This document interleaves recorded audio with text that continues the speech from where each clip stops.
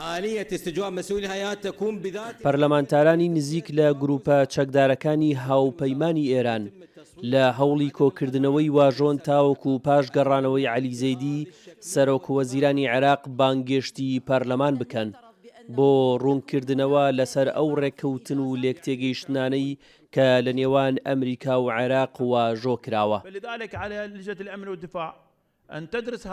ئەوەی لە کۆبوونەوەکانی نێوان سەرۆک ترامپ و بەرپرسانی دیکەی ئەمریکا لەگەڵ زەیدی جەختی لەسەرکرایەوە چەکدانانی گروپە هاوپەیمانەکانی ئێرانە کە 30 ئەیلول وەکو دواوادە بۆیان دیاری کراوە. بەرپرسایەتی ڕادەستکردنی چێک لە بەرنامەی کاری هەموو حکوومەتەکانی پێشوو هەبووە، بەڵام جێبەجێ نەکرا. ئێمە پێشوازیمان لەوە کرد چەک تەنها لە دەستی دەوڵەت بێ، بەڵام دەمانەوێت قسەیەک ئاراستەی سەرۆکی ئەنجومەنی وەزیران بکەین. بەڕێوەبردنی دەوڵەت بە مەلەف دوای مەلەف نابێت. بەڕێوەبردنی دەوڵەت دەبێ هەموو مەلەفەکان لە یەک کاتدا کاری لەسەر بکرێت. ئێرە پێش باڵۆێزخانەی ئەمریکایە لە ناوچەی سەوزی بەغدا. ئەم باڵۆێزخانەیە چەندین جار لەلایەن گروپە هاوپەیمانەکانی ئێرانەوە بە درۆن و موشک هێرشی کراوەتە سەر. شرۆڤەکارانی دۆخەکە پێیان وایە بەردەوامبوونی ئەو گروپانە زیانی گەورە بە داهاتووی عێراق دەگەیەنێ، چونکە فەرمانی تاران جێبەجێ دەکەن نەک ڕێنمایی و داواکاریەکانی بەغدا.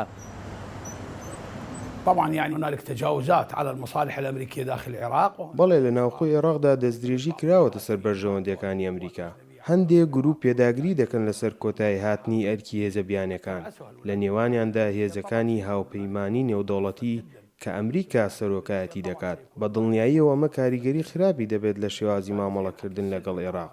پێم وایە ئێستا سیاسەتی عێراق سیاسەتێکی گشتیە، هەوڵی دوورخستنەوەی جەنگ دەدات لە نێوان گروپەکانی بەرەی مەقاومە کە لە بەرەیەکدان و لەگەڵ سیاسەتی عێراق لە ناوخۆی عێراقدا. هەڕەشە و بەیاننامەی گروپە چەکدارەکان لە کاتێکدا بوو کە زەیدی هێشتا پێی نەنابووە نێو خاکی ئەمریکا. لە بەیاننامەیەکی نۆخاڵیدا ئەو گروپانە دژایەتی خۆیان پیشاندا بۆ هەر ڕێککەوتنێک کە لە نێوان عێراق و کۆمپانیا ئەمریکیەکان واژۆ دەکرێت.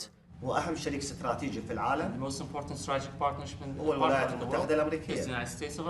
هونەر ئەحمەد بۆ دەنگی ئەمریکا، بەغدا.